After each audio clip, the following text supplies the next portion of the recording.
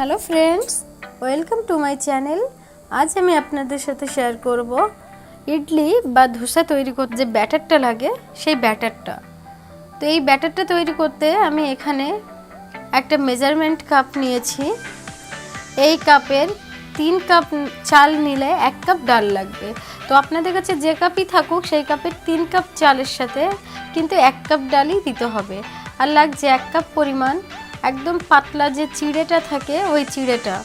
1 cup নিয়েছি উড়দ ডাল, যেটাকে বাংলায় বলা হয় মাসকলাই বা কলাইয়ের ডাল। চিড়েটা আমি একবার ধুয়ে রেখে দিয়েছি, তার সাথে অ্যাড করছি 3 কাপ পরিমাণ সিদ্ধ চাল। এখানে কিন্তু কোনোভাবে আতপ চাল ইউজ করবেন না, মোটা যে সস্তা সিদ্ধ চালটা হয় সেটাই হলে আরও বেশি ভালো হবে। আর এখানে আমি নিয়েছি মাসকলাইয়ের ডাল, পরিমাণ মেথি। এখানে মেথির দানা আর ডালটা একসাথে মিশিয়ে আমি দ্বিগুণ পরিমাণ জল দিয়ে রেখেছি, আর চালটা আর চিড়েটা একসাথে মিশিয়ে সেম দ্বিগুণ পরিমাণ জল দিয়ে রেখেছি। এখন এগুলোকে আমি প্রায় 12 ঘন্টা মতো এভাবে ভিজিয়ে রেখে দেব। প্রায় 15 ঘন্টা পরে এসে দেখুন এরকম অবস্থা, আমি জলগুলো ঝরিয়ে নিয়েছি। এবার এগুলো সেপারেটভাবেই ব্লেন্ড করতে হবে অল্প জল দিয়ে, একদম পাতলা করা যাবে না, একটু ঘন ঘন করেই পেস্ট করে নিতে হবে।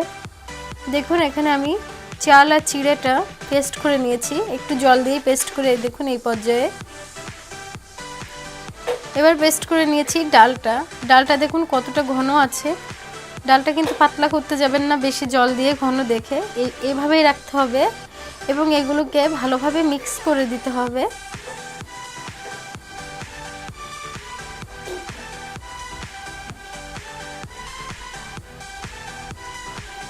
এটা ভালো করে মিক্স করা হয়ে গেলে এই ব্যাটারটাকে ফুলে ওঠার জন্য মিনিমাম 12 থেকে 15 ঘন্টা এভাবে ঢেকে রাখতে হবে। যদি আপনাদের কাছে কৌটো থাকে, কৌটো ঢাকনাওয়ালা কৌটো, তো ঢেকে রাখতে হবে। এয়ারটাইট কৌটো হলে কোনো সমস্যা নেই, তবে গরম জায়গায় রাখতে হবে এটা। এবং দেখুন প্রায় 15 ঘন্টা পরে এসে ব্যাটারটা এই পর্যায়ে আছে। একটা কথা বলে দিই, ব্যাটারটার থেকে কিন্তু একটা গন্ধ বের হবে। এটা কিন্তু আমরা ডালের বড়ি তৈরি করে যে ডালটা দিয়ে সেই ডালটাই ইউজ করেছি এখানে।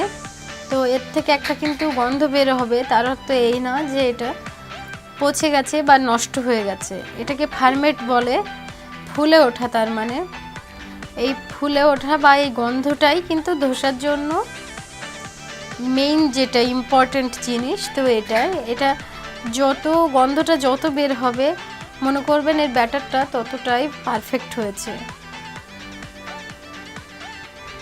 দেখুন এরকম পুরো একটা লেয়ার পড়েছে।